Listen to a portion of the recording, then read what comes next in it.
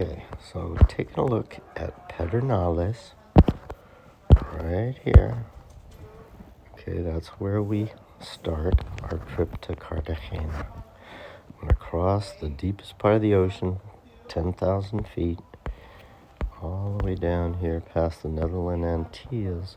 This was interesting. This was where we had a man overboard drill that ended up catching mahi-mahi, because we forgot that we had a fishing line out, and then we attracted a shark and a bunch of other little fish. We're not sure if they were baby sharks or wahoos or who knows what, and eventually ended up at here, which is Cartagena. Okay, Cartagena is the most fascinating city in the Caribbean, in my humble opinion. And let's take a closer look at the harbor. For starters, this is how you get into it. There's a seawall on either side of about a 5-mile stretch across here. Well, maybe a mile and a half, not 5. But anyway, it's underwater seawall that was built by the Spaniards back in the 1600s or something.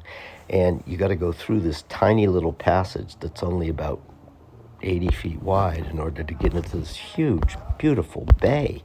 I mean, look at this thing. It's just magnificent.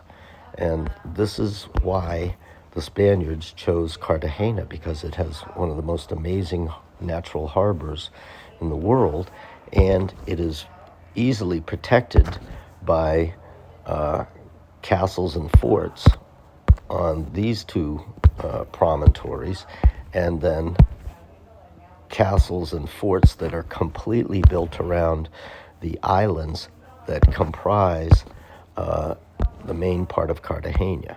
There's Manga, there's Grande, there's, let's see, what's this one called?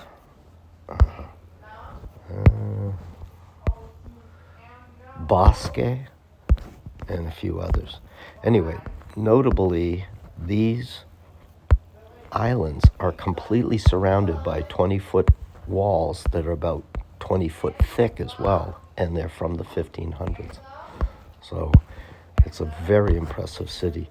As you come in, you see along here, right along here, all these beautiful white buildings, okay? And they're all about 50 to 80 stories high. They're snow white, and they have light blue tinted glass accents that make them gleam like diamonds. So Cartagena is truly a sparkling city.